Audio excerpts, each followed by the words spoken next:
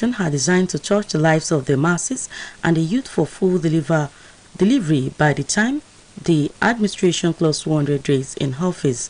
A release by spokesperson to the governor, Malam Olawale Rashid, indicates that Governor Ademola Adeleke has launched a six-pronged project to touch the lives of the masses in all the local government areas of Osun State. According to him, the project includes but are not limited to provision of potable water in 332 towns and communities, one in each of the 332 wards in Osun, saying the implementation has already started in Osogbo, Ifelodun, and other local government areas of the state. Others are complete renovation of 30 schools, one per local government, including portable water and the provision of at least 50 computers with internet service in each renovated school. Rehabilitation of 332 primary healthcare centers, one in each of the 332 wards in the state for access to healthcare at the grassroots. They also include free enrollment of 300 citizens in the health insurance scheme, addressing the deplorable state of roads in the state with the rehabilitation of 9 major roads, one per federal constituency targeted at reducing the high infrastructure deficits facing Osun State. He has that to address the yearning of youth population. Governor Adeleke is also implementing an ongoing ICT tech innovation program, including the making of 4-state ICT policy, 4-state innovation policy, domestication of Nigeria Startup Act, and Google mapping of the state. Barring any last-minute change, governors of the 36 states are meeting with the Central Bank of Nigeria, Mr. Godwin Emefiele, today over the present withdrawal of policy and the redesigned Naira note. In a statement by the Nigeria Governors Forum, through its spokesperson, Abdulrazak Bello Bakindo, says the governors would use the avenue of the virtual meeting to exchange ideas with Emefiele on the economic and security implications of the current withdrawal policy and Naira redesign. The CBN had on October 26th last year disclosed its decision to redesign the Naira note and subsequently directed Nigerians to change their Naira notes from the banks on or before 31st of this month. The CBN pegged the maximum weekly limit for cash withdrawals across by individuals to 500,000 naira and corporate organizations 5 million naira. Initially, the CBN reduced the weekly over-the-counter cash withdrawal limit for individuals to 100,000 naira and that of corporate organizations to 500,000 naira, and at automated teller machines, ATM and points of sale POS terminals to 20,000 naira daily. The presidential candidate of the new Nigeria People's Party, NNPP, Dr. Rabiu Kwakwaso, says the terror rocking the northwest and northeast of the country is caused by struggle over mineral resources. While speaking at Chatham House in London, the former governor of Kano State and former defense minister claimed that people within and outside Nigeria are stealing the mineral resources, hence the fighting in the region. He added further that the country's current realities are the culmination of over 2 decades of leadership mistakes and wrong choices. Chairman of the National Drug Law Enforcement Agency (NDLEA), retired Brigadier General Muhammad Buba Mawa, says the agency has seized assets and drugs worth 500 billion naira from barons since it took over in January 2021. General Mawa, who spoke at the NDLEA National Headquarters in Abuja, stated that an officer of the agency was killed in Sokoto last week. The NDLEA boss warned that unrepentant drug barons and cartels will face tougher time in this year if they fail to back out of the illicit drug business. Police have confirmed the adoption of 4 truck drivers on a farm on the outskirts of Ilorin, the Kwara State capital. The victims were reported abducted by gunmen allegedly dressed in military uniform at a site where they went to collect sand, which they wanted to supply to their customers. The 4 victims are members of the Oyun Garage branch of the Association of Quarry and Sand Dealers in Ilorin, while the kidnappers, who later contacted their families, placed a ransom of 5 million naira on each of the 4 drivers. It was gathered wives of the drivers in Oyun area of Songo Kwara State The drivers in Oyun area of Songo Kwara State Polytechnic Road Ilorin solicited alms from commuters and passers-by to raise money to meet the ransom demand of the kidnappers. This is the news that done coming to you from Osun State Broadcasting Corporation, Voice of the West Nigeria. Now our mid-news message. Possible actions and choices can be limited by fear, so be thoughtful but also be fearless, because confidence is the mother of incentive.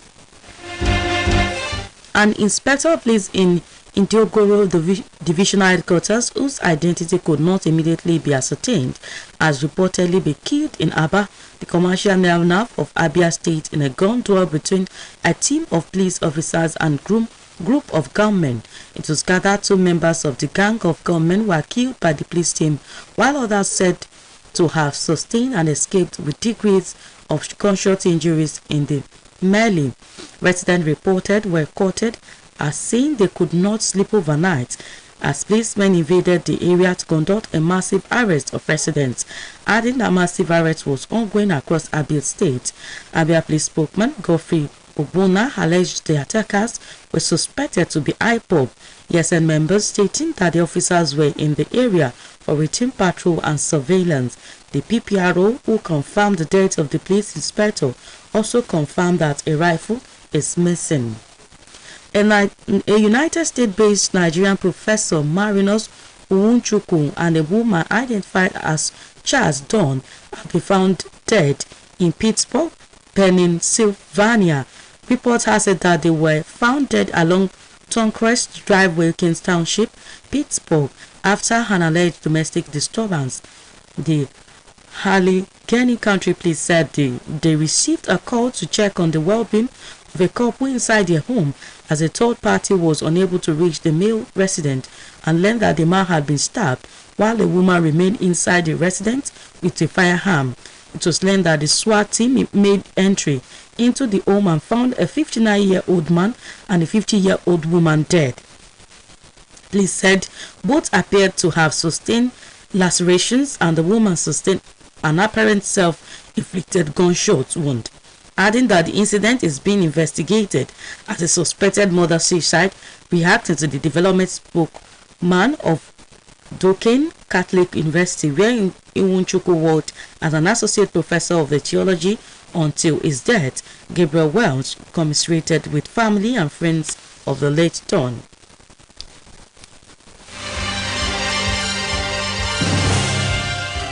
The 3 main figures in Ukraine's interior ministry have been killed in a helicopter crash beside a nursery in an eastern suburb of the capital, Kyiv. They are the Interior Minister Denis Monasteryski, his first deputy minister and state secretary. Report says 14 people died when the helicopter came down in Brovary, including 1 child. There is no indication the crash was anything other than an accident, but the SBU State Security Service said it was following several possible causes for the crash, which included sabotage as well as technical malfunction or breach of flight rules. The State Emergency Service had previously stated that up to 18 people were killed, but later revised the death toll. From the crash scene, 14 had died. The monastery, who was one of President Volodymyr Zelensky's longest-serving political advisors and the highest-profile Ukrainian casualty since the war began, the deputy head of Ukraine's presidential office said the minister had been traveling to a war hotspot when his helicopter went down. To end the news, are done here again at the major point. Person to Governor Ademola Adeleke Malam Olawale Rashid has noted that all the programs of Ademola Adeleke's administration are designed to touch the lives of the masses and the youth for full delivery by the time the administration clocks 100 days in office. Chairman of the National Drug Law Enforcement Agency, NDLEA, retired Brigadier General Mohammed Buba Mawa, says the agency has seized assets and drugs worth 500 billion naira from parents since they took over in January 2021. An inspector placed in Indiogoro Divisional Headquarters, whose identity could not be immediately be ascertained, has reportedly been killed in Aba, the commercial nerve of Abia State, in a gun duel between a team of police officers and a group of gunmen. The 3 main figures in Ukraine's interior ministry have been killed in a helicopter crash beside a nursery in an eastern suburb of the capital, Kyiv. That was the news at Donedi Tebalatif Agbola, delivered by Tuglu Lope and Jonaku. In today's news talk, a veteran journalist Adeyeye Oyedoku advises former President Olusegun Obasanjo not to allow his quality of statesmanship to be eroded. This year's general election holding next month has created scenes in alignment and realignments by political actors. The main signature event drawing reactions from analysts and psephologists is the endorsement of the candidature of the presidential flag bearer of the Labour Party, Peter Obi, by the former President Chief Olusegun Obasanjo, which is gradually fading in history.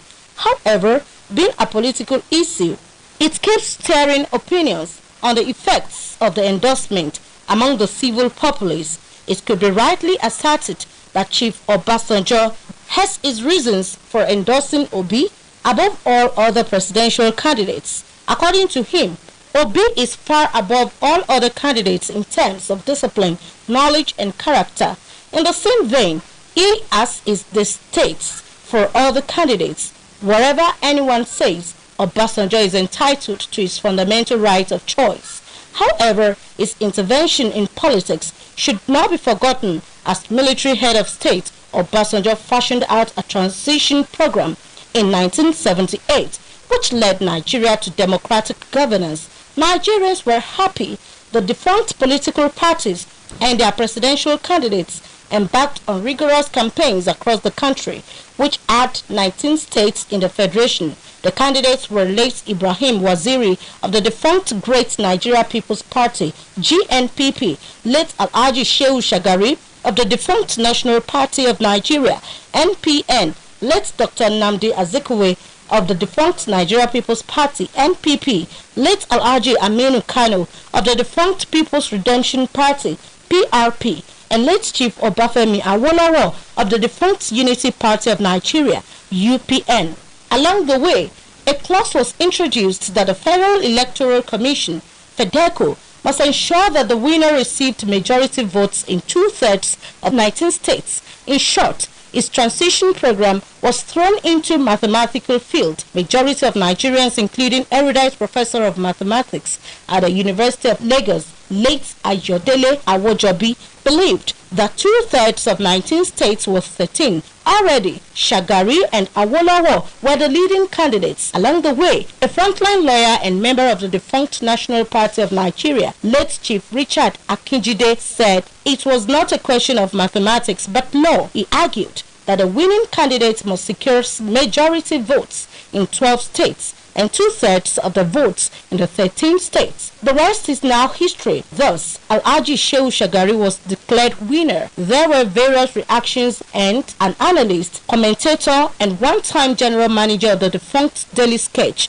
late S. Labanji Bolaji, wrote a book titled Shagari, Precedent by Mathematics. That regime ended in 1983 with military takeover. Knock came in favor of Obasanjo as he became civilian president of Nigeria in the Fourth Republic between May 29, 1999 and May 29, 2007 under the platform of the People's Democratic Party. Having finished his 2 terms in office, he had issues with the PDP that could not be resolved. On Monday, February 16, 2015, Obasanjo waved his final goodbye to the ruling People's Democratic Party, saying he should not belong to a party that is working towards Nigeria's destruction. He watched his world leader, Surajuddin Oladunjoye, tearing his membership card. He bid farewell to partisan politics. The conclusion of many Nigerians was that he had become a statesman that should be consulted and respected. No wonder all the presidential candidates during their campaigns paid homage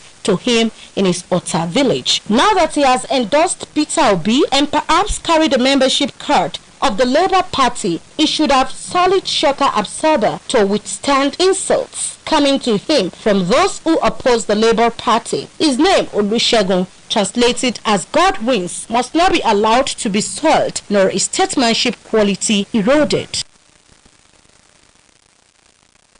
That news talk by veteran journalist Adeyeye Oyedokun advised former President Olusegun Obasanjo not to allow his quality of statesmanship to be eroded. The piece was read by Temitope Olaiwola. For more about us, visit www.osbcng.org. Thanks for listening to the news at dawn. Good morning. Ìròyìn ní kùtù àìrè o lórí rédíò Ọ̀ṣun. Ìròyìn ní kùtù àìrè o lórí rédíò Ọ̀ṣun. Ìròyìn tó yí kóró ẹ̀kọ́ tó múnádóko ta ní kí ẹ wá gbọ́ o lórí rédíò Ọ̀ṣun. Ẹ kú ojúmọ́ o, ìròyìn ní kùtù àìṣíjówádé Adésínà lóníròyìn yìí ṣáájú ẹgbọ́ kókó tó wà nínú ìròyìn náà. Gómìnà Adeleke ṣe ìfilọ́lẹ̀ ètò tí yóò bá aráàlú sọgbà láti ṣe àjọ̀dún 100 ọjọ́ lọ́fíìsì.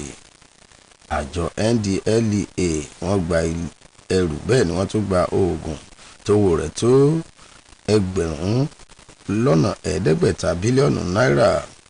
Ọlọ́pàá kan àti àwọn méjì ló forí sọ̀gbà nínú ìdojúbọ̀kọra ẹni tó wáyé ní ìpínlẹ̀ Abia. Mínísítà fọ́rọ̀ abẹ́lé nílẹ̀ Ukraine àti àwọn míì wọ́n dèrò ọ̀run nípasẹ̀ ìjàmbá hẹlikọ́pítà. ìròyìn rèé lẹ́kùnrẹ́rẹ́.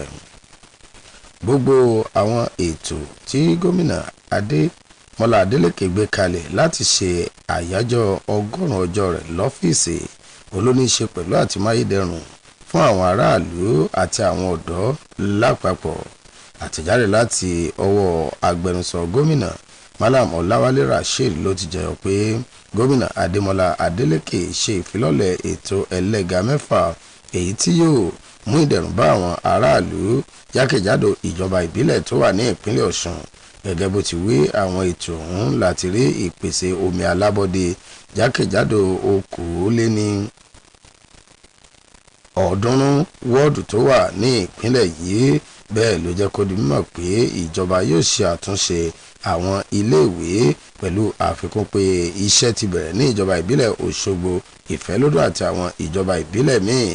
Ìlú àlàyé pé 30 ilé ẹ̀kọ́ òun ni ìjọba fẹ́ kọ́ tí kọ̀ọ̀kan yóò sì wà ní ìjọba ìbílẹ̀ kọ̀ọ̀kan, èyí tí àwọn ilé ẹ̀kọ́ ọ̀hún yóò ní omi ẹ̀rọ, bẹ́ẹ̀ ni wọ́n sì tún ní ẹ̀rọ kọ̀ǹpútà èyí tí ó mú kí ètò ẹ̀kọ́ kó dùn kọ́ fún àwọn akẹ́kọ̀ọ́. Pẹ̀lú àfikún pé àtúnṣe yóò dé bá ilé ìwòsàn alábọ́dé tó tó 3,248 jákèjádò ìjọba ìbílẹ̀ àti àwọn ẹsẹ̀ kùkú ní ìpínlẹ̀ yìí. Lára ẹ̀ ló tún fi kún pé àwọn 3,000 ènìyàn ni yóò jàǹfààní ìforúkọsílẹ̀ ètò ìlera adójútòfò ní ìpínlẹ̀ Ọ̀ṣun. Bẹ́ẹ̀ ni yóò tún ṣe àtúnṣe sí ọ̀nà 9 ọ̀tọ̀ọ̀tọ̀ tí kọ̀ọ̀kan yóò sì wà ní ẹkùn ìdìbò ìjọba àpapọ̀ kọ̀ọ̀kan tó wà ní ìpínlẹ̀ Ọ̀ṣun. Kó tó pé 100 ọjọ́ lọ́fíìsì, gómìnà Adeleke jẹ́ kó di mọ̀ pé àwọn yóò ṣe àgbéǹde àwọn ètò ayélujára èyí tí ó mú kí àwọn ìlú àti ìletò kó wà lórí ìtàkùn ẹ̀rọ Google. Níbi òpin ṣe fẹ́ dé bá àkókò tí báǹkì àpapọ̀ ilẹ̀ yìí gbé kalẹ̀ láti fi òpin sí níná owó àtijọ́, àwọn gómìnà láwọn ìpínlẹ̀ 44 tó wà lórílẹ̀‐èdè Nàìjíríà ti pinnu àti ṣe ìpàdé láti orí ẹ̀rọ ayélujára pẹ̀lú adarí báǹkì àpapọ̀ ilẹ̀ yìí ọ̀gbẹ́ni Godwin Emefiele lónìí. Nínú àtẹ̀jáde látọwọ́ agbọ̀rọ̀sọ àgbáríjọpọ̀ àwọn gómìnà, ọ̀gbẹ́ni Abdulrasaq Bello Bakindo ló ti sọ di mímọ̀ pé lára ohun táwọn yóò pẹ̀kẹ́lù ní iye tí ìjọba lè gbà jáde àti ọ̀nà tí wọ́n lè gbà ná owó fún iṣẹ́ àkànṣe èyí tí báǹkì ọ̀hún gbé kalẹ̀. Tẹ́ ẹ̀ bá gbàgbé, ọjọ́ 26 oṣù kẹwàá ọdún tó kọjá òní báǹkì àpapọ̀ ilẹ̀ yìí kéde ẹ̀sẹ̀ tí àwọn ọmọ Nàìjíríà pé àtúnṣe yóò dé bá owó náírà àti pé yóò tún ní ọ̀nà tí àwọn ènìyàn lè gbà láti fowópamọ́ tàbí gba owó jáde láwọn ilé ìfowópamọ́. Olùdíje fún ipò ààrẹ nínú ẹgbẹ́ òṣèlú New Nigeria People's Party ọ̀mọ̀wé Rabiu Kwakwanso ti sọ pé ìjà lórí ohun tó ní ṣe pẹ̀lú burújí ló fa wàhálà tó ń ṣẹlẹ̀ lápá ìwọ̀ oòrùn àti ìlà oòrùn àríwá orílẹ̀-èdè yìí. Nígbà tó ń sọ̀rọ̀ ní ìlú London, gómìnà ìpínlẹ̀ Kano tẹ́lẹ̀ rí ọ̀hún tó tún jẹ́ mínísítà fọ́rọ̀ ètò ààbò lórílẹ̀-èdè Nàìjíríà nígbà kan rí ṣàlàyé pé àwọn ọmọ orílẹ̀-èdè Nàìjíríà àti àwọn ènìyàn lókè òkun ni wọ́n ń jí àwọn burújí tó sodo sí agbègbè náà, èyí tó ń fa ìjà ọlọ́jọ́ pípẹ́. Ó fi kún pé orílẹ̀-èdè Nàìjíríà gbọ́dọ̀ wá sí ìrònúpìwàdà nítorí pé láti nǹkan bí 20 ọdún sẹ́yìn ni wọ́n ti ń yan àwọn adarí tí ò ní í ṣe pẹ̀lú ohun tí orílẹ̀-èdè Nàìjíríà ní. Wàá rọ̀ wọ́n láti rí pé lákòókò yìí ètò ìdìbò yìí gbọ́dọ̀ jẹ́ ọ̀nà láti yan adarí tó lè mú orílẹ̀-èdè Nàìjíríà tẹ̀síwájú. Alága àjọ tó ń dagbó mọ́ àwọn tó ń gbé egbòogi olóró lórílẹ̀‐èdè Nàìjíríà Ọ̀gágun Mohammed Bamawa ti ṣàlàyé pé ẹrù ilé àti oògùn táwọn gbà lọ́wọ́ àwọn tó ń wà lábẹ́ ọ̀hún ti tó nǹkan bíi bílíọ̀nù lọ́nà 500 náírà láti oṣù kínní ọdún 2021 títí di àkókò yìí. Èyí ni ọ̀rọ̀ tó sọ lólú ilé àjọ ohun tó wà nílùú Àbújá níbi tó ti ṣàlàyé pé ọ̀kan lára àwọn òṣìṣẹ́ òun kú ní ìpínlẹ̀ Sokoto lọ́sẹ̀ tó kọjá. Adarí àjọ ohun wá ṣèkìlọ̀ fún àwọn tó ń gbé egbòogi olóró láti jáwọ́ ṣíṣe bẹ́ẹ̀. Iléeṣẹ́ ọlọ́pàá ti fìdí ẹ̀ múlẹ̀ pé àwọn ajínigbé ti kó àwọn awakọ̀ akóyọyọ 4 kan ní Papamara ní ìpínlẹ̀ Kwara. Èyí fìdí ẹ̀ múlẹ̀ pé àwọn ajínigbé ọ̀hún ló lọ bá àwọn ènìyàn ọ̀hún níbi tí wọ́n ti ń kó yanrìn lérìndé àti lè kó fún àwọn oníbàárà wọn. Àwọn mẹ́rẹ̀ẹ̀rin náà òun ló jẹ́ pé gáràjì ọ̀yún òun ni wọ́n ti wá tí àgbáríjọpọ̀ ẹgbẹ́ ọ̀hún sì ti ń rọ àwọn ènìyàn báyìí láti fi owó sọwọ́ láti lè dáhùn sí ìbéèrè tí àwọn ajínigbé ọ̀hún gbà pé kí àwọn san mílíọ̀nù márùn-ún fún ẹnì kọ̀ọ̀kan. Ròyìn fìdí ẹ̀ múlẹ̀ pé àwọn awakọ̀ ọ̀hún ó dáná ti bẹ̀rẹ̀ sí ní béèrè owó lọ́wọ́ àwọn èrò láti lè ràn wọ́n lọ́wọ́ kí wọ́n lè rí àwọn ènìyàn wọn gbà. Rédíò Ọ̀sán alórèwò ńlẹ̀ Nàìjíríà láti ń ròyìn. Ẹ̀gbọ́n iṣẹ́ pàtàkì ta ní fún yín bó ti ń jáde lọ lónìí, ronú tó bá lè ṣe èyí tí ó lè mú àwùjọ gbòòrò. Ọlọ́pàá kan èyí tó wà ní olú iléeṣẹ́ ọlọ́pàá tó wà ní agbègbè Ndi Egoro ó ní ìròyìn fìdí ẹ̀ múlẹ̀ pé àwọn tó dì á mọ́ra ogun pa ní agbègbè ọ̀hún pẹ̀lú àlàyé pé lásìkò tí ó dìjọ gbéná wojú ara wọn òun ní ìṣẹ̀lẹ̀ yìí ṣẹ̀. Ìròyìn fi ni pé àwọn aráàlú méjì náà wà lára àwọn tí ìbọn bá lásìkò ìgbójúbọn síra ẹni ọ̀hún. Àwọn tó ń gbé agbègbè náà jẹ́ kó di mímọ̀ fún àwọn oníròyìn pé láti ìgbà náà àwọn ò tí ì lè fojú ba oorun nínú ìṣẹ̀lẹ̀ tó ṣẹlẹ̀ ní ìpínlẹ̀ Abia náà. Wáyé o, ọ̀jọ̀gbọ́n kan tó jẹ́ ọmọ orílẹ̀-èdè Nàìjíríà tó fi ilẹ̀ Amẹ́ríkà ṣe bùgbé Marinus Nwuchukwu ó ní ìròyìn fìdí ẹ̀ múlẹ̀ pé wọ́n ti bó òkú àti arábìnrin kan tí wọ́n pe orúkọ rẹ̀ Charles Tuni Abo ní ibùgbé wọn ní agbègbè náà. Ìròyìn fi yé ni pé ṣe ni àwọn alábàágbé wọn fi gbèta sí àwọn ọlọ́pàá nígbà tí wọ́n bẹ̀rẹ̀ sí ní gbọ́ ọ̀rọ̀ tí àwọn méjèèjì jọ ń sọ síra wọn kó tó di pé ó yọrí sí ikú ọ̀jọ̀gbọ́n náà. Àmọ́ tí àwọn ọlọ́pàá tètè débẹ̀, ìgbà tí wọ́n débẹ̀ wọ́n bá òkú arákùnrin náà lẹ̀ èyí tó dàbí pé ṣe ni wọ́n gún pa tí wọ́n sì rí ti arábìnrin ọ̀hún pẹ̀lú àlàyé pé bí ìgbà téèyàn bá para ẹ̀ òun lórí. Iléeṣẹ́ ọlọ́pàá ní ilẹ̀ Amẹ́ríkà tí wàá sọ pé àwọn yóò ṣe ìwádìí lọ́rìn kìnìún lórí ìṣẹ̀lẹ̀ ọ̀hún nígbà tí àwọn oníròyìn kàn sí ibi tí arákùnrin náà ti ṣiṣẹ́ ní ilé ìwòsàn ìjọ kátólíìkì. Òun fi ẹni pé ṣe ni wọ́n bá àwọn mọ̀lẹ́bí ọ̀jọ̀gbọ́n ọ̀hún kẹ́dùn pẹ̀lú àlàyé pé àwọn yóò ṣe ọ̀rìn kìnìún ìwádìí.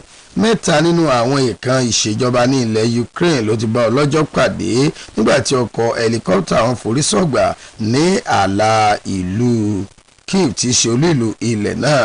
Ròyìn fi yé ni pé mínísítà fọ́rọ̀ abẹ́lé àti igbákejì rẹ̀ àkọ́kọ́ tó fi mọ́ akọ̀wé rẹ̀ ó ní wọ́n bá ìṣẹ̀lẹ̀ ọ̀hún rìn pẹ̀lú àwọn 14 míì. Ṣáájú ní àkọọ́lẹ̀ tí ìṣẹ̀lẹ̀ pàjáwìrì ti sọ pé àwọn 18 ló bá ìṣẹ̀lẹ̀ ọ̀rìn kó tó di pé wọ́n ká ìròyìn ọ̀hún kúrò ńlẹ̀ pé àwọn 14 ni. Ní báyìí ìwádìí ní kíkún tí ń lọ lórí ìṣẹ̀lẹ̀ ọ̀hún pẹ̀lú àlàyé pé ó fi hàn pé ẹ̀rọ helicopter ọ̀hún ló dẹnu kọlẹ̀ tàbí kó jẹ́ pé àwọn kan ló gbàbọ̀dé láti ṣiṣẹ́ láabi ọ̀hún. èyí ló pín ìròyìn ní kùtù àìlátíf agboola lólóòtú Síjúwadé Adésínà lólóyìn yín. èrò tí wàá tò ní oní àgbà ọ̀jẹ̀ nídìí iṣẹ́ ìròyìn ní Adéyẹyẹ Oyèdòkun kọ láti gba ààrẹ orílẹ̀-èdè yìí tẹ́lẹ̀ rí Olóyè Olúṣẹ́gun Ọbásanjọ́ nímọ̀ràn pé àgbà kìí sọ̀rọ̀ bí èwe ẹja gbọ́. ní báyìí tí ìdìbò àpapọ̀ orílẹ̀-èdè yìí tí ó wáyé lóṣù tó ń bọ̀ ti wọlé dé ọ̀pọ̀ àwọn olórí jorí àwọn oníkọ̀jìkọ̀ àtàwọn àgbà ọ̀jẹ̀ pẹ̀lú àwọn akọni nínú òṣèlú ló ti fi hàn tí kó wá kọ sí àwọn olùdíje sípò ààrẹ kọ̀ọ̀kan hàn. ó sì jẹ́ pé èyí tó ṣẹlẹ̀ lẹ́nu lọ́lọ́ yìí ni tàwọn ará ìlú àtàwọn lámètò àwùjọ ń pẹ̀kẹ́lù níbi ààrẹ àná nílẹ̀ yìí Olóyè Olúṣẹ́gun Ọbásanjọ́ ti fa ọwọ́ olùdíje láti inú ẹgbẹ́ òṣèlú Labour ọ̀gbẹ́ni Peter Obi sókè bí àyànfẹ́ tiẹ̀ èyí tí àwọn lámètò àwùjọ kan sì ń sọ pé ìgbésẹ̀ yòówù tí Olóyè Ọbásanjọ́ bá gbé ló tọ̀nà nítorí pé òun ló mọ ìdí pàtàkì tó fi jẹ́ wípé Peter Obi ni ọmọ oyè tó fọwọ́ sí gẹ́gẹ́ bó ti wí pé Obi gbọ́n púpọ̀ tó sì tún ní ìwà ìrẹ̀lẹ̀ pẹ̀lú ìkóraẹni níjàánu débi tó lápẹẹrẹ èyí tó mú kó dẹ́yẹ sí àwọn olùdíje yòókù ṣùgbọ́n tí àwọn èèyàn ń sọ pé lóòótọ́ lolóyè Ọbásanjọ́ lẹ́tọ̀ọ́ lábẹ́ òfin ilẹ̀ yìí tí ẹ̀tọ́ rẹ̀ bíi ọmọ orílẹ̀-èdè Nàìjíríà láti yan ẹni tó bá wù ú bí ọmọ oyè ṣùgbọ́n tí ò láǹfààní àti pọ́n ní dandan fún àwọn ọmọ orílẹ̀-èdè yìí láti tẹ̀lé sọ̀gúnsọ̀gún láì ronú bọ́yá ó bá ìfẹ́ tiwọn sọ́gba tàbí bẹ́ẹ̀ kọ́ bó tiẹ̀ jẹ́ pé kò ṣeéṣe kí a sọ̀rọ̀ ìṣèjọba ilẹ̀ Nàìjíríà láì mú wá sírántí oríṣiríṣi ipa tí Olóyè Olúṣẹ́gun Ọbásanjọ́ kó lẹ́ka ìṣèjọba ológun àti lákòókò ìṣèlú. ẹ rántí pé ó ní adarí ilẹ̀ yìí ológun tó gbé ìjọba fọlọ́ṣèlú alágbádá lọ́dún 1979 lákòókò náà ni àwọn olùdíje sípò ààrẹ látinú ẹgbẹ́ òṣèlú Great Nigeria People's Party olóògbé Ibrahim Wasiri pẹ̀lú Alhaji Shehu Shagari tó díje látinú ẹgbẹ́ òṣèlú National Party of Nigeria nígbàtí Olóyè Ọbáfẹ́mi Awólọ́wọ̀ náà sì díje látinú ẹgbẹ́ òṣèlú Unity Party of Nigeria. bákan náà ni Alhaji Aminu Kanu díje látinú ẹgbẹ́ òṣèlú People's Redemption Party tọ́mọ̀wé Nnamdi Azikiwe náà sì díje látinú ẹgbẹ́ òṣèlú Nigerian People Party ṣùgbọ́n tí ìdìbò ọ̀hún kò pèsè olùdíje kan pàtó lákòókò ìdìbò àkọ́kọ́ látàrí bí ò ti sí ẹni tó ní àmúyẹ pàápàá jùlọ ní ìdá mẹ́ẹ̀ẹ́dọ́gbọ̀n nínú ìdá ọgọ́rùn-ún ìdá méjì nínú ìdá mẹ́ta ìpínlẹ̀ mọ́kàndínlógún tó wà lórílẹ̀‐èdè yìí nígbà náà. lákòókò yìí ni ọ̀jọ̀gbọ́n onímọ̀ ìṣirò láti ilé ẹ̀kọ́ gíga ìjọba àpapọ̀ tó wà nílùú Èkó Unilag Ayọ̀délé Adéjọbí tó ti dolóògbé nígbàgbọ́ pé ìdá méjì ìdá mẹ́ta ìpínlẹ̀ mọ́kàndínlógún ní ìpínlẹ̀ mẹ́tàlá ṣùgbọ́n tí ọmọ ẹgbẹ́ òṣèlú National Party of Nigeria Olóyè Richard Akínjídé tóun náà ti dolóògbé báyìí sọ pé ọ̀rọ̀ òfin ni ohun tó wà nílẹ̀ kì í ṣe ọ̀rọ̀ ìṣirò. èyí ni wọ́n fi lọ́ọ̀dì ìjáwé olúborí olùdíje látinú ẹgbẹ́ òṣèlú MPN ìgbà náà Alhaji Shehu Shagari tó ní ìpínlẹ̀ 12 mọ́ àti pé àpapọ̀ ìbò rẹ̀ yòókù ti fún láǹfààní àti ní ìpínlẹ̀ kan tó mú kí wọ́n kéde rẹ̀ nígbà náà. èyí ló mú kí Alhaji Shehu Shagari di ààrẹ abàṣẹwà alágbádá àkọ́kọ́ lórílẹ̀‐èdè Nàìjíríà nípasẹ̀ ìṣirò òfin. ó tẹ̀ jẹ́ pé ọ̀pọ̀lọpọ̀ awuyewuye ló ṣúyọ lẹ́yìn ìgbésẹ̀ àti àbáyọrí yìí ṣùgbọ́n Shagari sí ààrẹ tí Lábánjí Bọ́lájí ti ìwé ìròyìn Sketch tóun náà ti di olóògbé báyìí náà sì kọ̀wé lórí àkòrí tó sọ pé Shagari ààrẹ nípasẹ̀ ìṣirò àwírò àwígba ọ̀bẹ bọ́mọ lọ́wọ́ aṣọ bẹ́ẹ̀ nù. Shagari sí ààrẹ ilẹ̀ yìí kó tó rí i pé ìjọba ológun já àgbà mọ́ lọ́wọ́ lóṣù kejìlá ọdún 1983 tó sì jẹ́ wípé lẹ́yìn ọ̀rẹ́yìn ní Ọbásanjọ́ tún láǹfààní àti darí orílẹ̀-èdè Nàìjíríà lábẹ́ ìdarí olóṣèlú alágbádá láàrin ọjọ́ kọkàndínlọ́gbọ̀n oṣù karùn-ún ọdún 1999 sọ́jọ́ kọkàndínlọ́gbọ̀n oṣù karùn-ún ọdún 2007 láti inú ẹgbẹ́ òṣèlú People's Democratic Party. bákan náà ló jẹ́ pé lẹ́yìn tó parí sáà ìṣàkóso ẹlẹ́ẹ̀kejì rẹ̀ lọ́dún 2007 lọ́básanjọ́ ti ń sọ onírànran ọ̀rọ̀ lórí afẹ́fẹ́ àti ojúpò ìtàkùn ayélujára tó sì tún ń kọ̀wé sí àwọn adarí ilẹ̀ yìí nígbà kan tàbí òmíì. lọ́jọ́ ajé ọjọ́ 16 oṣù kejì ọdún 2015 lọ́básanjọ́ fa ìwé ìdánimọ̀ ìjọmọ ẹgbẹ́ òṣèlú PDP rẹ̀ ya nígbà náà tó sì fárígá pé òun kò ní ṣẹgbẹ́ òṣèlú kankan tí ìsọwọ́ṣe rẹ̀ bá lè dojú ọkọ̀ orílẹ̀-èdè yìí bolẹ̀ mọ́ láéláé. lákòókò náà èrò ọ̀pọ̀ àwọn ọmọ orílẹ̀-èdè yìí ni wípé Ọbásanjọ́ ti di ọ̀kan lára àpólà ọ̀rọ̀ tó ń darí òṣèlú ilẹ̀ Nàìjíríà. Èyí ló mú kí ọ̀pọ̀ àwọn olùdíje sípò ààrẹ àtàwọn ipò òṣèlú ńlá míì so ààrẹ tẹ́lẹ̀ rí ọ̀hún di òrìṣà àfòbí kan tí wọn kì í fi fọ̀dọ̀ ẹ̀ sílẹ̀ nílùú Ọ̀tà láti ìdí èròǹgbà wọn múlẹ̀ nípa gbígbà ṣẹ lọ́wọ́ ẹbọra òwú fún àtẹ̀gùn síbi ìlépa wọn. Èrò tí wàá wòye pé ní báyìí tá ààrẹ tẹ́lẹ̀ rí ọ̀hún ti fa ọwọ́ Peter Obi sókè bí ọmọ oyè tó fọwọ́ sí, èyí tá a lè wò bí ìgbésẹ̀ tó ń ṣàfihàn pé òun pàápàá ti ń sọ fún ará ìlú pé ọmọ ẹgbẹ́ òṣèlú Labour lòun lẹ́yìn tó ti sọ pé òun kò ní ṣẹgbẹ́ òṣèlú kankan nílẹ̀ yìí mọ́. Ọbásanjọ́ gbọdọ̀ ní faradà pẹ̀lú bí àwọn ọmọ orílẹ̀-èdè yìí ò ti máa sọ ìhà tí kò wá kọ sí ìgbésẹ̀ àgbà òṣèlú náà, gẹ́gẹ́ bí ọ̀pọ̀ ti lè sọ pé ó ṣeré tọ́pọ̀ ó sì máa bu ẹnu àtẹ́lu ìhùwàsí rẹ̀ pé àgbà ò gbọdọ̀ sọ̀rọ̀ bí èwe. èrò tí wàá tẹ gbọ́tàn ní àgbà ọ̀jẹ̀ nídìí iṣẹ́ ìròyìn Adéyẹyẹ Oyèdòkó kọ léyìí tó fi gba ààrẹ tẹ́lẹ̀ rí lórílẹ̀‐èdè yìí Olúṣẹ́gun Ọbásanjọ́ níyànjú pé kò yẹ kí àgbà kó sọ̀rọ̀ bí èwe. Adébáyọ̀ yìí ní ìlú kàmú kì í ẹ̀kọ́ ojúmọ́.